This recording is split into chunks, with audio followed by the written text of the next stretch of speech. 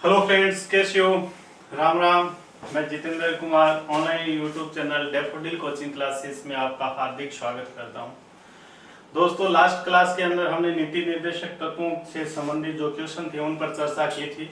आज का हमारा जो टॉपिक रहेगा वो है मूल कर्तव्य यानी मोरल ड्यूटीज। एक नागरिक की के क्या क्या मूल कर्तव्य हैं उन पर हम आज चर्चा करेंगे। दोस्तों, सबसे पहले बात तो ये आती है कि ये जो मूल कर्तव्य है ये संविधान के किस भाग के अंदर इनका उल्लेख किया गया है। तो ये आते हैं संविधान के भाग 4 के अंदर। और आर्टिकल की अगर हम बात करें तो ये 51 में आते हैं। मूल कर्तव्य जो संविधान के भाग 4 के अंदर इसका उल्लेख किया गया है। और आर्टिकल की हम बात करें तो आर्टिकल 51 में मूल कर्तव्य दिए गए हैं। दोस्तों, जब संविधान बना था यानी हम ये कहें कि मूल संविधान के अंदर क्या ये मूल कर्तव्य थे, तो इसका जवाब होगा कि मूल संविधान के अंदर मूल कर्तव्य नहीं थे। इसका मतलब ये मूल कर्तव्य संविधान में बाद में जोड़े गए हैं। तो बाद में कब जोड़े गए हैं? हमारे सामने यही क्वेश्चन उठता है कि ये जब मूल संविधान में नहीं थे तो इनको बाद में कब जोड़ा गया है। तो दोस्तों, जब 42वां संविधान संशोधन हुआ था सन 1976 के अंदर, ये जो संविधान संशोधन हुआ था, इस संविधान संशोधन के द्वारा मूल कर्तव्यों को संविधान में जोड़ा गया था। इनको 42 संविधान संशोधन के द्वारा जोड़ा गया था, लेकिन जब जोड़ा गया तब इनकी संख्या कितनी थी? क्वेश्चन ये भी आता है कि इनकी संख्या कितनी थी। तो जब 1976 के अंदर मूल कर्तव्य संविधान में जोड़े गए थे तब इनकी संख्या कितनी थी? 10 थी। कितनी थी? 10 थी। और वर्तमान में कितनी है? 11 है। जो 11वां मूल कर्तव्य है वो 2002 के अंदर जोड़ा गया था। अब क्वेश्चन कई बार सीधा पूछ लेता है कि 1975 से पहले या 1975 तक हमारा जो मूल संविधान है उनमें मूल कर्तव्यों की संख्या कितनी थी। तो दोस्तों, कंफ्यूज करने के लिए इस प्रकार के क्वेश्चन कर लेता है। 1975 तक मूल संविधान में मूल कर्तव्यों की संख्या 0 थी। क्यों? क्योंकि इन्हें कब जोड़ा गया है? 1976 के अंदर जोड़ा गया है। 42 से संविधान संशोधन के द्वारा जोड़ा गया। और कितने जोड़े गए थे? 10 जोड़े गए थे। ये जो मूल कर्तव्य है इनको संविधान में जोड़ने की जो सिफारिश है वो की थी सरदार सवर्ण सिंह समिति ने। कौन सी समिति थी? सरदार सवर्ण सिंह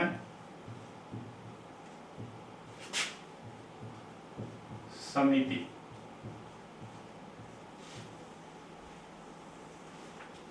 ये जो सरदार सवर्ण सिंह समिति है इसके अध्यक्ष सरदार सवर्ण सिंह जी थे।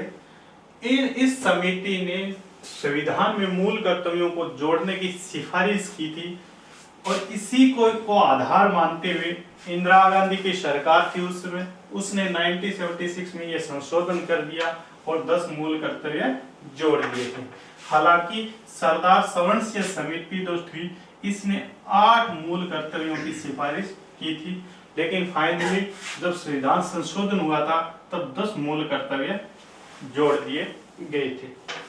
अब ये क्वेश्चन आता है कि ये जो मूल कर्तव्य है इनको किस देश के संविधान से ग्रहण किया गया है? तो इसका जो उत्तर होगा वो होगा सोवियत रूस।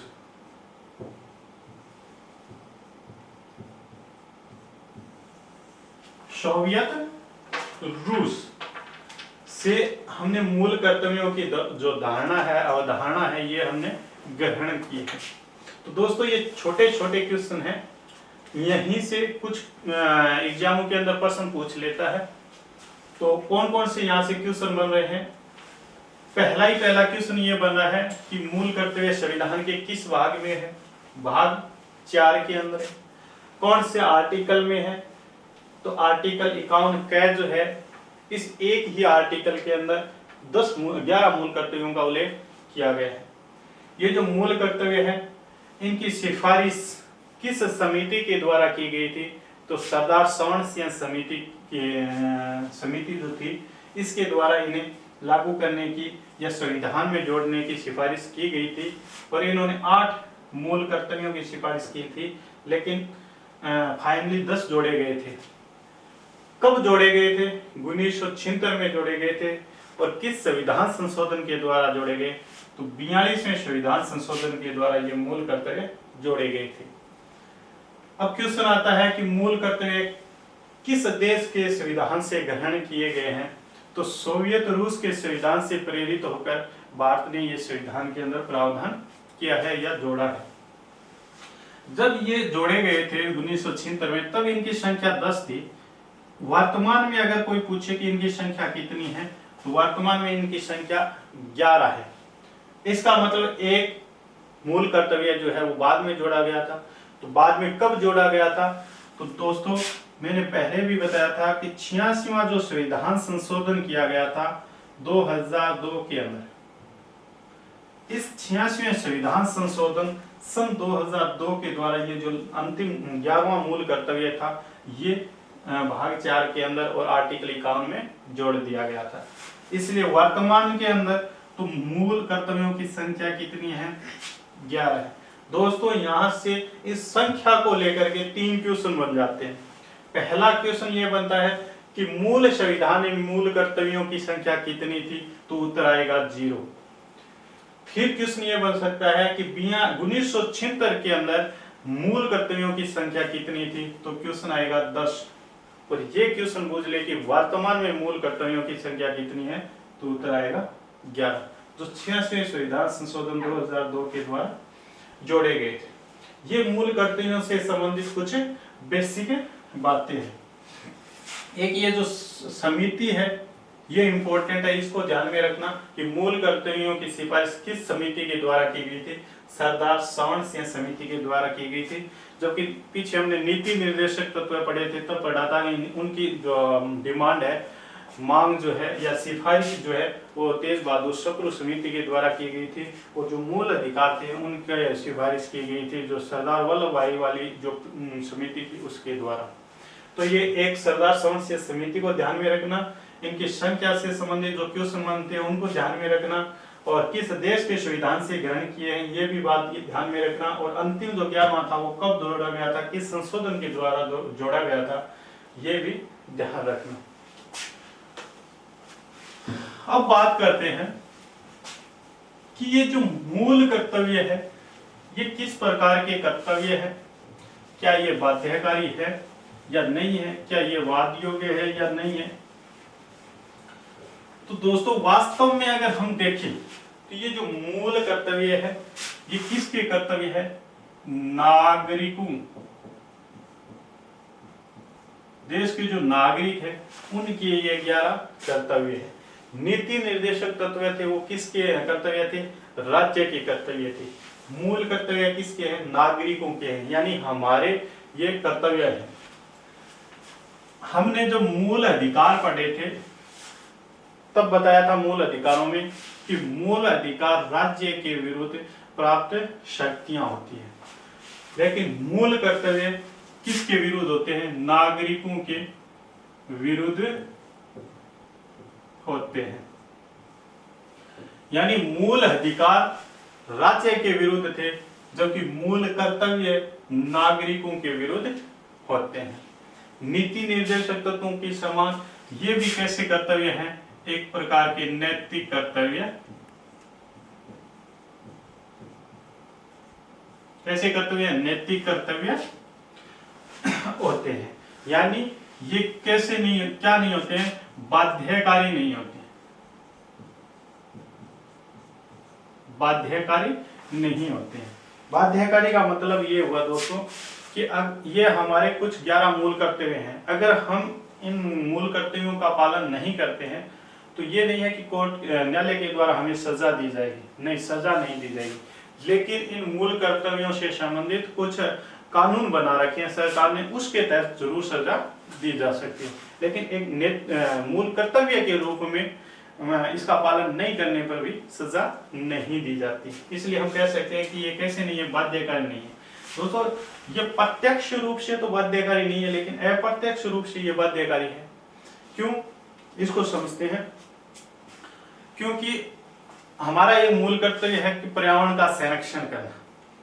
अब हम हमारे पर्यावरण का संरक्षण नहीं करते हैं तो एक मूल कर्तव्य के रूप में हमें न्यायालय के द्वारा सजा नहीं दी जाएगी।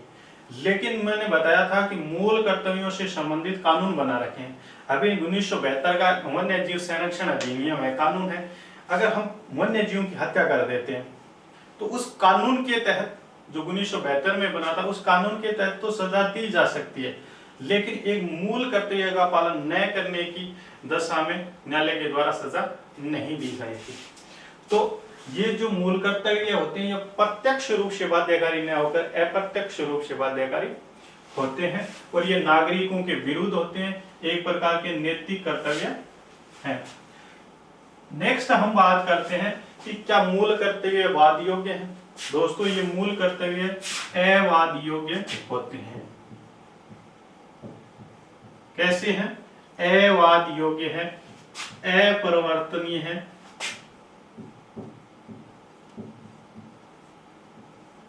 गैर न्यायोचित है।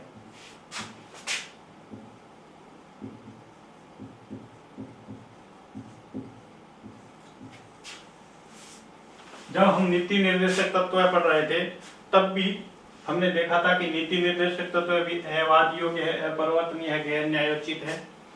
उसी प्रकार से ये मूल कर्तव्य भी कैसे है? अवाद योग्य, जबकि मूल अधिकार कैसे थे? वाद योग्य थे।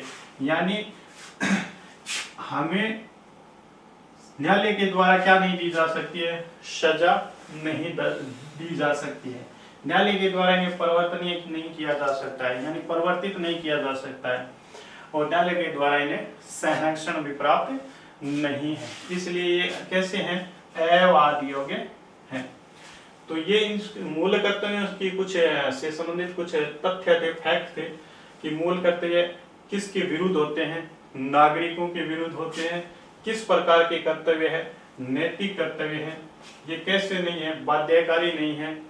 और ये कैसे होते हैं? अवाद योग्य होते हैं, अपरिवर्तनीय होते हैं, गैर न्यायोचित होते हैं। दोस्तों नीति निर्देशक तत्व जो थे वो राज्य के नैतिक कर्तव्य थे। मूल कर्तव्य है ये नागरिकों के नैतिक कर्तव्य है। ये दोनों ही अवाद योग्य हैं, दोनों ही बाध्यकारी नहीं है। ठीक है, ये मूल कर्तव्य और नीति निर्देशक तत्वों के अंदर कुछ बेसिक सा अंतर रहता है। दोस्तों ये मूल कर्तव्य वाला टॉपिक छोटा जरूर है, लेकिन उतना ही इंपॉर्टेंट है जितना मूल अधिकारों वाला इंपॉर्टेंट है। यहां से क्वेश्चन अक्सर आता रहता है। अब हम बात करते हैं कि ये जो मूल कर्तव्य मैं बता रहा हूं कि वर्तमान के अंदर कितने थे? 11 थे। ये कौन कौन से 11 मूल कर्तव्य हमें दिए गए हैं? हमारे जो कर्तव्य हैं इनको एक एक करके पढ़ लेते हैं। तो दोस्तों मैंने बताया था 51 के अंदर इन 11 मूल कर्तव्यों का उल्लेख किया गया है। यानी यहाँ पे आपको आर्टिकल केवल एक ही याद रखना है। यहाँ आर्टिकल तो एक ही है 51 क। इसी 51 क के अंदर ही 11 मूल कर्तव्य बताए गए। पहला कर्तव्य कौन सा था?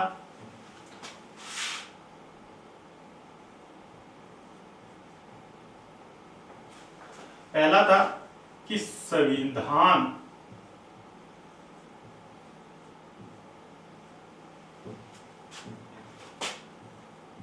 का पालन करना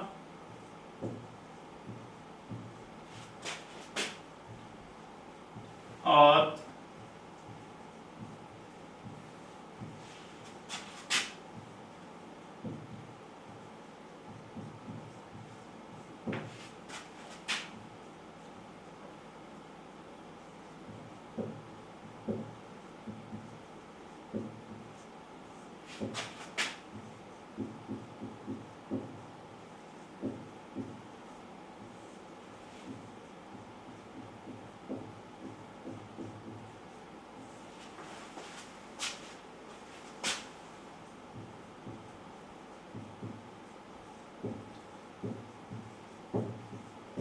ये था हमारा पहला मूल कर्तव्य।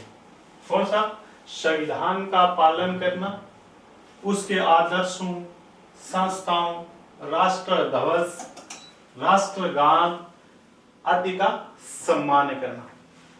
दोस्तों इसमें हमें ये कर्तव्य सौंपा गया है कि जो संविधान है हमारा, इस संविधान का पालन करना है, इसी के अकॉर्डिंग हमें चलना है। जो भी काम करना है हमारे संविधान के अनुसार करना है। और इसके जो भी आदर्श है, संविधान के जो आदर्श है, आदर्श जैसे स्वतंत्रता, समानता, बंधुता, न्याय, ये क्या है? संविधान के आदर्श ही तो है।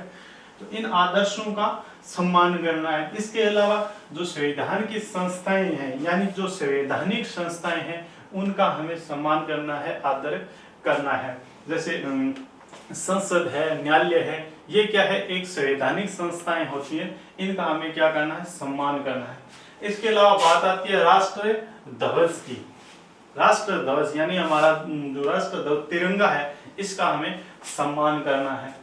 अगली बात आती है राष्ट्र गान की। राष्ट्रगान, इसका भी हमें सम्मान करना है। तो हमारा ये पहला कर्तव्य है मूल कर्तव्यों के अंदर कि संविधान का पालन करना है, यानी संविधान के अनुसार चलना है, उसके आदर्शों, उसके संस्थाओं, राष्ट्र ध्वज, राष्ट्रगान आदि का हमें सम्मान करना है। दोस्तों यहाँ पर राष्ट्रगान शब्द है, राष्ट्रीय गीत शब्द नहीं दिया गया है। तो कंफ्यूज करने के लिए इस प्रकार से क्वेश्चन कर लेगा और ऑप्शन के अंदर राष्ट्रीय गीत डाल देगा। तो यहाँ सिर्फ 4 बातों का ध्यान रखना है। संविधान का पालन करना एक बात, उसके आदर्शों का सम्मान करना 2, संस्थाओं का, राष्ट्र ध्वज और राष्ट्रीय गान, ये 4 शब्द है, इनका सम्मान हमें करना है। ठीक है, ये था हमारा पहला मूल कर्तव्य। अब बात करते हैं हम दूसरे मूल कर्तव्य की।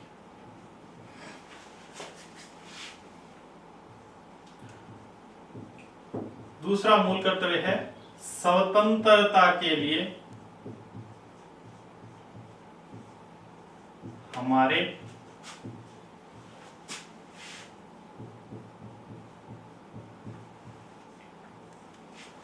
राष्ट्रीय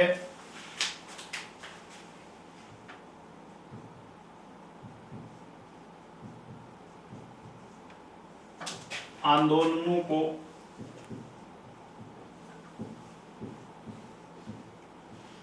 प्रेरित करने वाले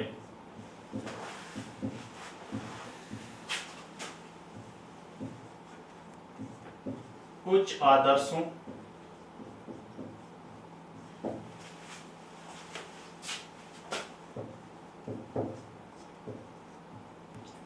को हृदय में संजोए रखें और उसका पालन करें।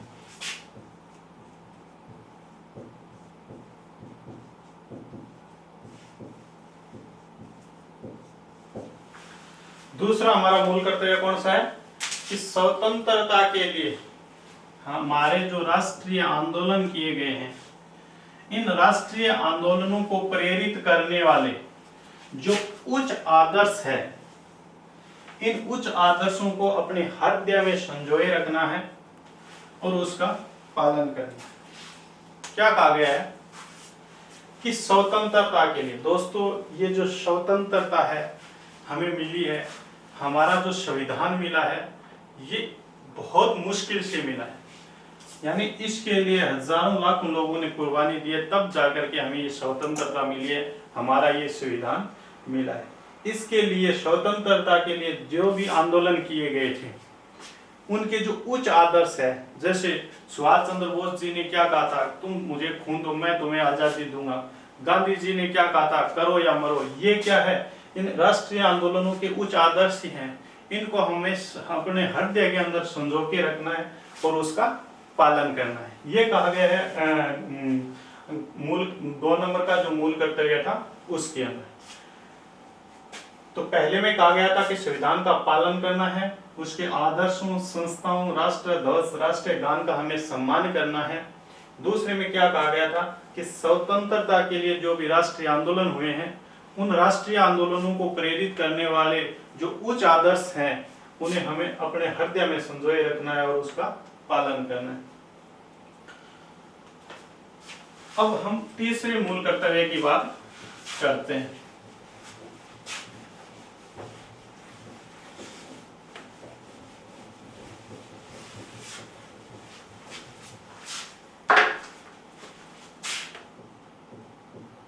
तीसरा मूल कर्तव्य क्या है? तीसरा है कि भारत की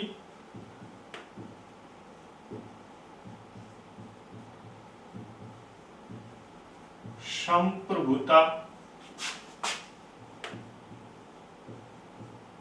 एकता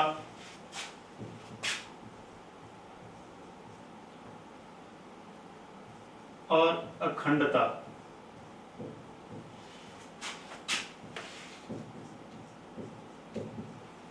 की रक्षा करना।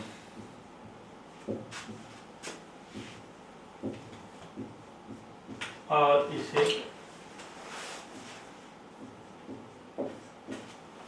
अक्षुण्ण बनाए रखना।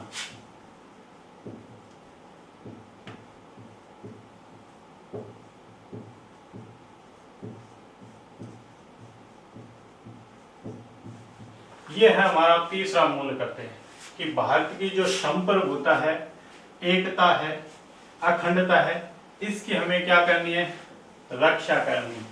यानी हम सभी भारतीय हैं, हमें सबको मिलकर के रहना है, एकता स्थापित करनी है। इसके अलावा हम भारत के टुकड़े नहीं होने देंगे, यानी कोई भी जो भारत का क्षेत्र भारत से अलग होना चाहेगा हम उसकी रक्षा करेंगे, यानी भारत के हर क्षेत्र की रक्षा करेंगे, उसका टुकड़ा नहीं होने देंगे, खंड नहीं होने देंगे, भारत के भाग नहीं होने देंगे। इसके अलावा हम एकता भी स्थापित करेंगे, लोगों के साथ मिल करके देश की प्रगति के लिए कार्य करेंगे और उसकी रक्षा करेंगे। इसके अलावा कहा गया इसे अक्षुण्ण बनाए रखें। अक्षुण्ण का अर्थ ही क्या होता है?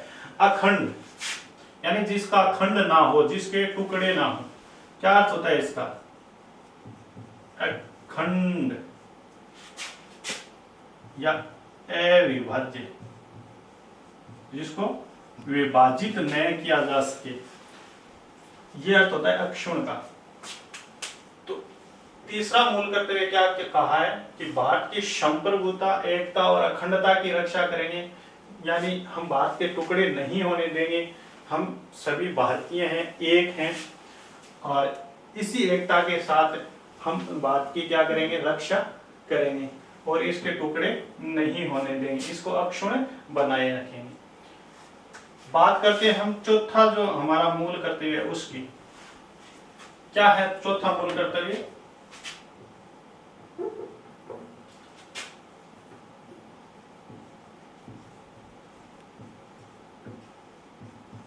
देश की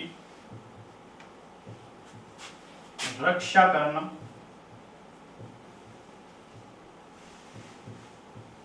और आह्वान किए जाने पर राष्ट्र की सेवा करना। चौथा मूल कर्तव्य क्या कह रहा है? देश की रक्षा करना, हमें अपने देश की रक्षा करनी है। आह्वान किए जाने पर राष्ट्र की सेवा भी करनी है, ये कह रहा है चौथा मूल कर्तव्य। आह्वान का अर्थ होता है दोस्तों बुलाए जाने पर या आवश्यकता पड़ने पर हमें हमारे राष्ट्र की सेवा करनी है। दोस्तों बॉर्डर पर जाकर बंदूक लेकर खड़ा होना ही राष्ट्र की सेवा में शामिल नहीं है। मैं जो पढ़ा रहा हूँ, आप जो पढ़ रहे हैं, ये भी किस में आते हैं? राष्ट्र की सेवा में आते हैं। यानी जब आवश्यकता पड़े उस समय हम उसकी सेवा दे दें तो वो एक राष्ट्र सेवा के अंदर आती है। तो हमें अपने देश की रक्षा करनी है और जरूरत पड़ने पर हमें राष्ट्र के लिए सेवा भी करनी है। ये है चौथा मूल कर्तव्य। अब बात करते हैं पांचवें मूल कर्तव्य की।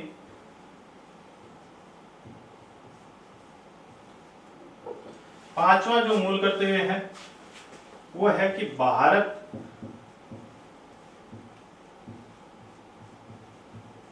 कि सभी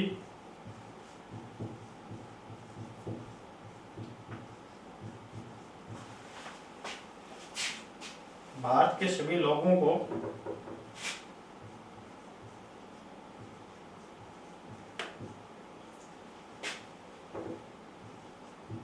समरसता और समान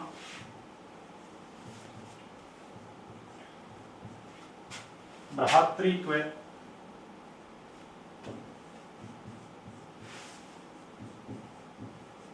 की भावना का निर्माण करें।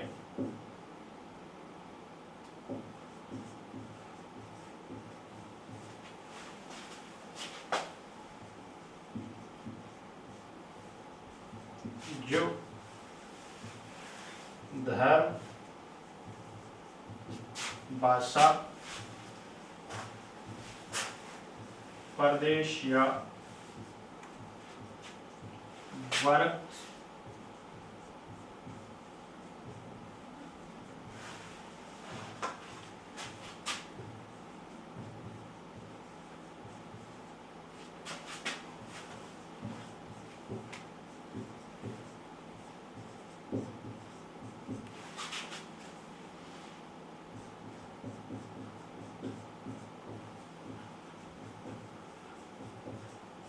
ऐसी प्रथाओं का त्याग करें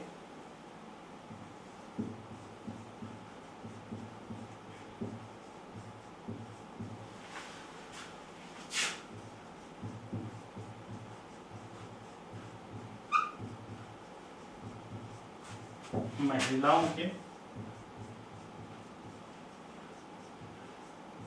सम्मान के विरुद्ध।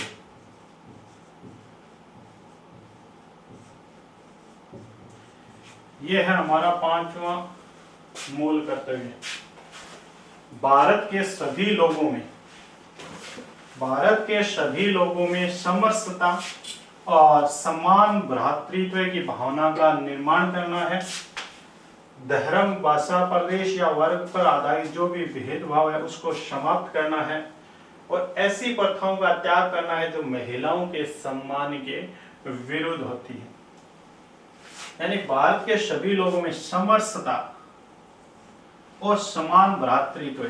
समरसता का अर्थ होता है समाज को एकजुट करना, परस्पर जो भेदभाव है उसको समाप्त करना।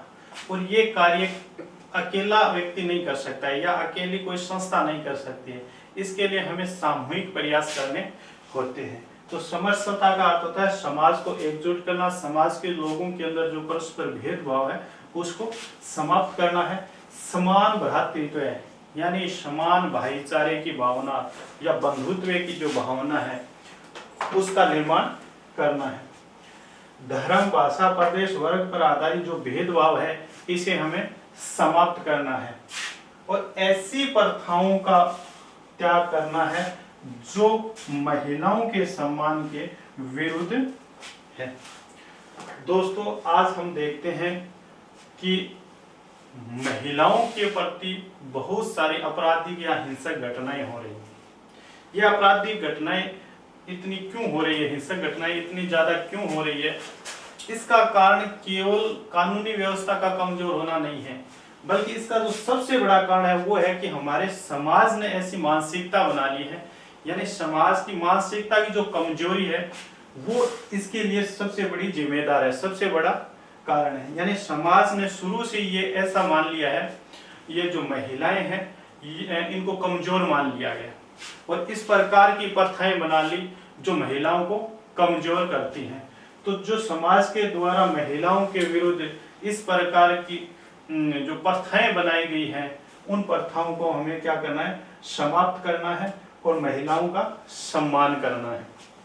तो ये हमारा 5वां जो मूल कर्तव्य था वो था कि समाज को इकट्ठा करना है, समाज के अंदर फैले भेदभाव को समाप्त करना है, भाईचारे की भावना का विकास करना है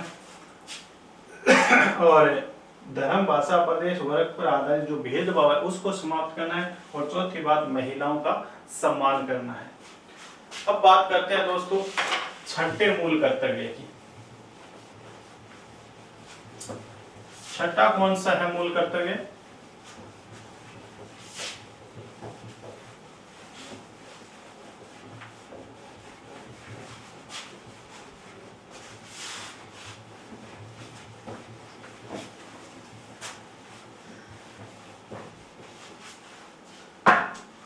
छठा जो मूल कर्तव्य है हमारा वो है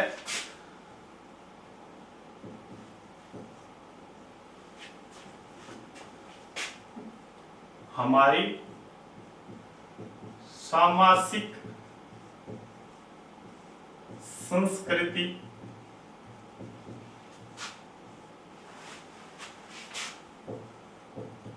की गौरवशाली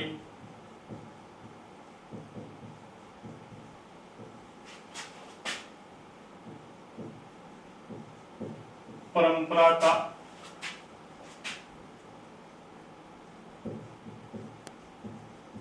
के महत्व को समझना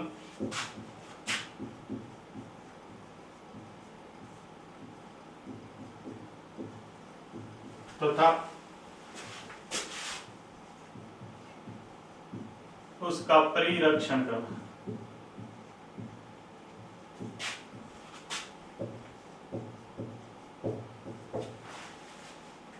कौन सा है हमारा छठा मूल कर्तव्य? हमारी सामाजिक संस्कृति की गौरवशाली जो परंपराएं हैं उनके महत्व को समझना तथा उसका परिरक्षण करना।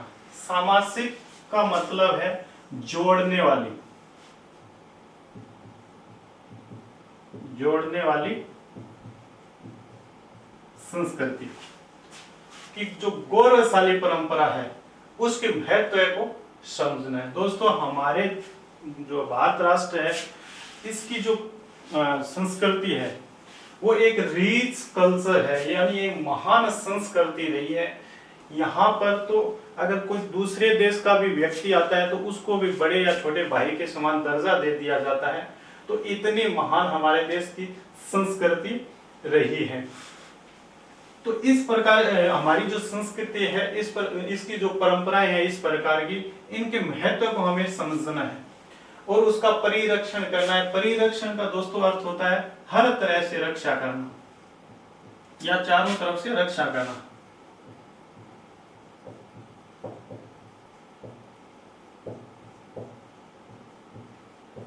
यानी हमारी जो कल्चर है इसको हमें बनाकर रखना है, उसकी जो गौरवशाली यानी हमारी कल्चर का गौरव बढ़ाने वाली जो परंपराएं हैं उनके महत्व को हमें समझना है और उसका हर तरह से रक्षा करना है। ये छठा मूल कर्तव्य था।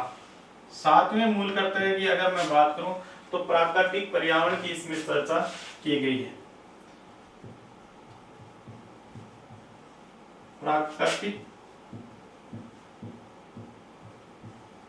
पर्यावरण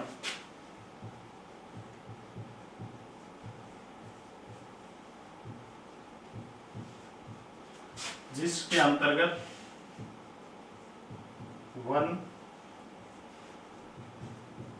वन्य जीव, नदी, झील की रक्षा करें और उनका संवर्धन करें यानी विकास करें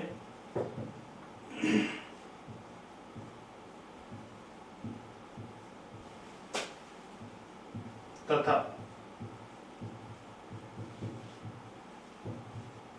प्राणी मात्र के प्रति दया भाव रखें। यह हमारा सातवां मूल कर्तव्य क्या कह रहा है इसमें? प्राकृतिक पर्यावरण जिसके अंतर्गत वन्य जीव, नदी, झील या की हमें रक्षा करनी है और उनका संवर्धन करना है और प्राणी मात्र के प्रति दया भाव रखनी है। दोस्तों ये पर्यावरण की बात नीति निर्देशक तत्वों में भी आई थी आर्टिकल 48 के अंदर, और यहाँ पर भी आ रही है। ये मूल कर्तव्य के अंदर भी पर्यावरण की बात की जा रही है। तो हमें हमारा जो पर्यावरण है इसकी रक्षा करना है और उनका विकास करना है और प्राणी मात्र के प्रति दया भाव रखना है। दोस्तों, ये अगर मैं ब्रह्मांड की बात करूं और ब्रह्मांड में मैं पृथ्वी की बात करूं, तो पृथ्वी एकमात्र ऐसी जगह है जहां पर जीवन संभव है। और आप जानते हैं कि इस पृथ्वी पर ईश्वर ने अनगिनत यानी करोड़ों प्रकार के जीव प्राणी बनाए हैं। और अब मैं ये पूछूं आपसे कि इन करोड़ों प्रकार के जीवों के अंदर सबसे श्रेष्ठ जीव कौन सा है? तो इसका जवाब आएगा मानव। मनुष्य करोड़ों प्रकार के जीवों में सबसे श्रेष्ठ माना गया है।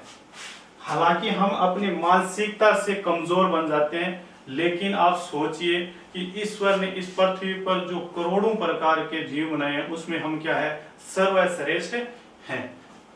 तो हमारा जो दायित्व है वो यानी सर्वश्रेष्ठ का मतलब ये नहीं है कि हम अन्य प्राणियों पर अत्याचार करें, शोषण करें, उनको मारें, बल्कि सर्वश्रेष्ठ होने का मतलब ये हो गया कि हमें अन्य प्रकार के जो प्राणी हैं उनके प्रति दया भाव रखनी चाहिए, उनकी रक्षा करनी चाहिए। इसीलिए ये हमारा नैतिक कर्तव्य बन जाता है कि प्राणी मात्र के प्रति हमें दया भाव रखनी है। और आप जानते हैं कि मनुष्य सर्वश्रेष्ठ है, और आप ये भी जानते हैं कि जो सबसे ऊपर होता है, सर्वश्रेष्ठ होते हैं, उसे ही कुछ दायित्व सौंपे जाते हैं, कर्तव्य सौंपे जाते हैं। तो मनुष्य होने के नाते हमें क्या करना है? प्राणियों के प्रति दया भाव रखनी है, उनकी सुरक्षा करनी है।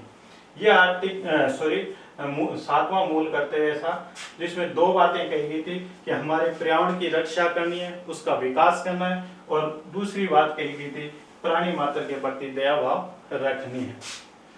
अब बात करते हैं हम जो 8वां मूल कर्तव्य है उसकी बात करते हैं।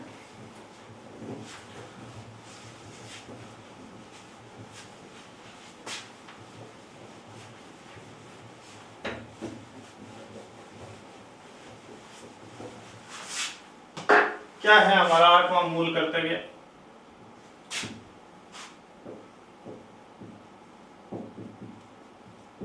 वैज्ञानिक दृष्टिकोण,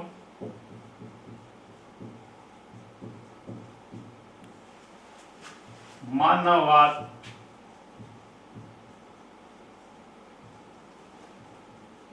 और ज्ञानार्जन।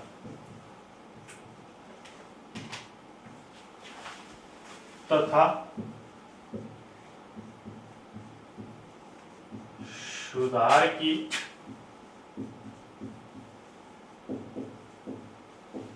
भावना का विकास करना।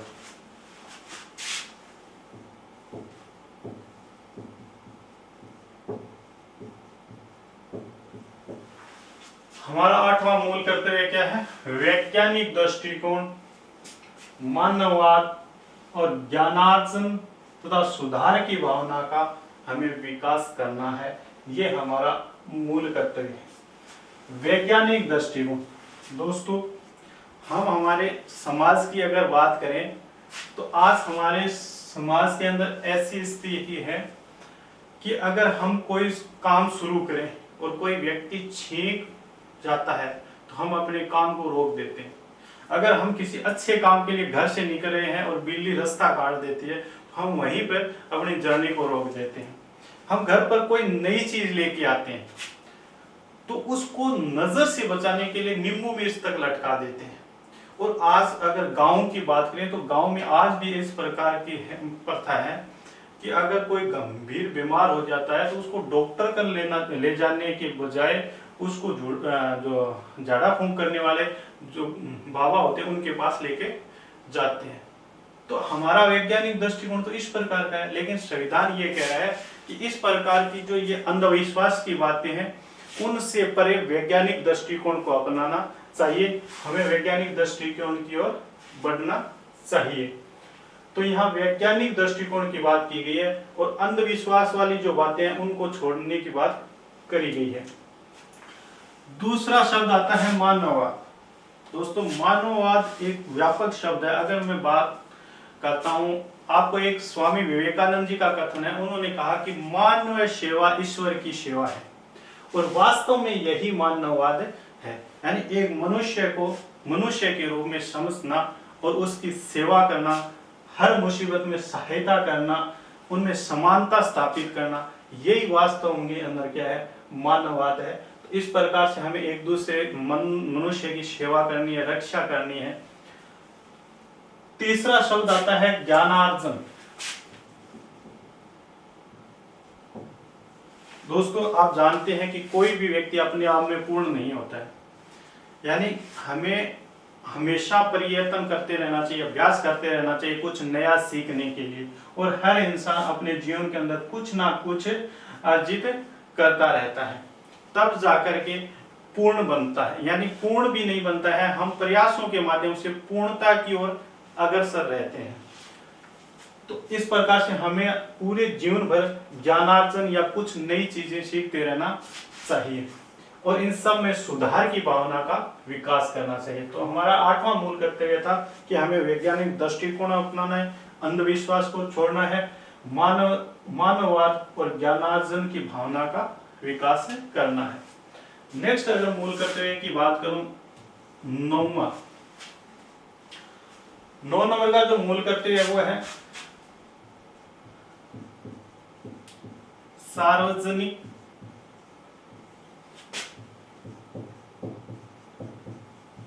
संपत्ति को सुरक्षित रखना,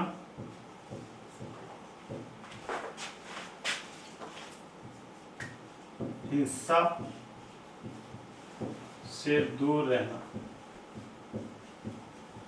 ये था हमारा 9वां कर्तव्य, यानी सार्वजनिक संपत्ति, सरकारी संपत्ति जो है उसकी हमें सुरक्षा करनी है और हिंसा से हमें दूर रहना है। ये हमारा मूल कर्तव्य है। दोस्तों जब हम समाचारों के अंदर, ये बड़ी दुर्भाग्य की बात है, बेवकूफी की बात है, जब हम समाचारों के अंदर पढ़ते हैं कि कहीं हिंसक घटना हुई और वहां पर हजारों करोड़ों रुपए की सरकारी संपत्ति को नुकसान पहुंचा दिया गया था। दोस्तों इतनी सी छोटी बात हमें समझ में आ जाए कि ये जो सरकारी संपत्ति है ये सरकार की नहीं है, बल्कि अपने ही खून पसीने की कमाई से बनी है, यानी अपने ही जेब से इसके लिए पैसे लगे हैं। सरकार अपनी जेब से कुछ भी नहीं देती है। सरकार जो भी सरकारी संपत्ति बनाती है वो टैक्स के रूप में जनता से ही लेती है। आप इसको ऐसे समझिए, आपके घर में कोई सामान पड़ा है, आप उसको कितना संभाल कर रखते हैं, और आप अपने घर से बाहर कोई सरकारी चीज देखते हैं उसको नुकसान पहुंचाते हैं। क्यों? आप इस चीज को भूल जाते हैं कि घर में जो सामान आया है वो भी हमारी खुद की जेब के पैसों से आया है, और जो बाहर जो सामान है, सरकारी संपत्ति है, वो भी हमारे ही खून पसीने की कमाई है। जानते तो सब लोग हैं इस प्रकार की बातें, लेकिन समझना कोई नहीं चाहता है। अगर इतनी सी बात, छोटी सी बात समझ में आ जाए तो कोई भी व्यक्ति सरकारी संपत्ति को नुकसान नहीं पहुंचाएगा, और करोड़ों की सरकारी संपत्ति है वो खराब होने से बच जाएगी। अगली बात है हिंसा से दूर। हमें कहा गया है कि हिंसा से हमेशा दूर रहना चाहिए, क्योंकि हिंसा से कभी किसी का भला नहीं हुआ, हिंसा से केवल पीड़ा मिलती है। तो 9वां कर्तव्य यही है कि सरकारी संपत्ति को हमें सुरक्षित रखना है तथा हिंसा से दूर रहना है। बात करें हम 10वें मूल कर्तव्य की। 10वां मूल कर्तव्य था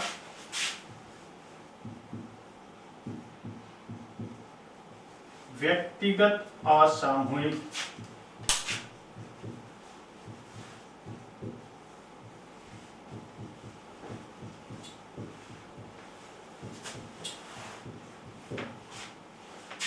गतिविधियों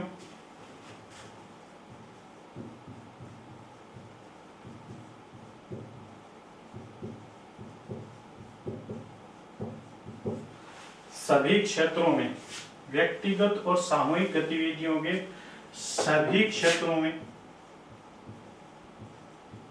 उत्कर्ष की ओर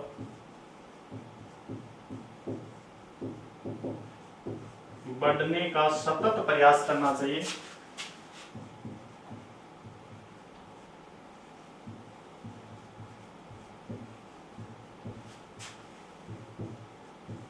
जिससे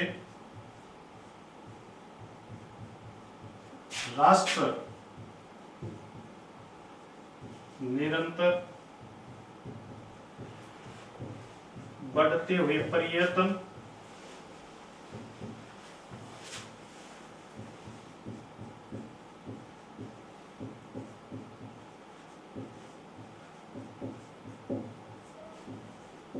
प्रगतियों की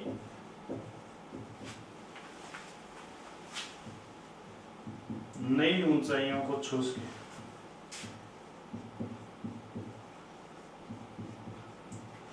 ये हमारा 10वां तत्व है। क्या कह रहा है कि व्यक्तिगत और सामूहिक गतिविधियों के सभी क्षेत्रों में उत्कर्ष की ओर यानी ऊपर की ओर ऊंचाई की ओर बढ़ने का सतत प्रयास करना चाहिए। दोस्तों, अगर लक्ष्य छोटा है या हम ये कहें कि इंडिविजुअल अगर हम बात करें तो व्यक्तिगत प्रयास करने चाहिए। अब इसको ऐसे समझो कि हम एग्जाम देते हैं, एग्जाम देने के लिए हमें केवल अपने स्तर पर मेहनत करनी होती है, प्रयास करना होता है, तब जाकर हम टॉप तरीके से एग्जाम को पास कर पाते हैं।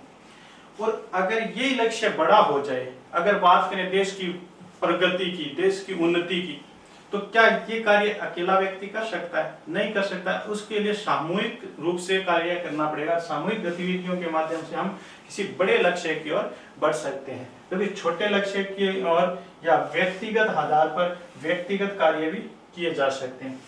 तो व्यक्तिगत और सामूहिक दोनों प्रकार की बात कीजिए। यहाँ बात राष्ट्र की चल रही है, तो राष्ट्र के हित में ये दोनों प्रकार की गतिविधियां की जा सकती हैं। इन दोनों प्रकार की गतिविधियों के माध्यम से हम राष्ट्र की उन्नति या विकास के लिए कार्य कर सकते हैं और उत्कर्ष की ओर यानी ऊंचाई की ओर, विकास की ओर बढ़ने का प्रयास हमें सतत करना चाहिए, लगातार निरंतर करते रहना चाहिए, जिससे देश का क्या हो, विकास हो सके। ये है हमारा 10वां मूल कर्तव्य। अब बात करें अंतिम मूल कर्तव्य की। हमारा जो अंतिम मूल कर्तव्य है वो बाद में जोड़ा गया है।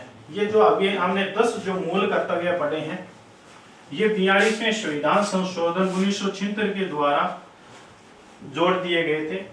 लेकिन एक जो मूल कर्तव्य बचा है, 11वां मूल कर्तव्य, इसे 86वें संविधान संशोधन 2002 के द्वारा अटल बिहारी वाजपेयी जी की सरकार के द्वारा इसे जोड़ा गया था। और ये कौन सा 11वां मूल कर्तव्य था? माता पिता या संरक्षक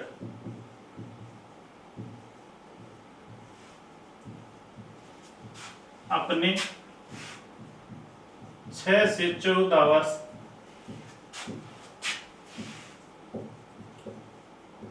के बच्चों को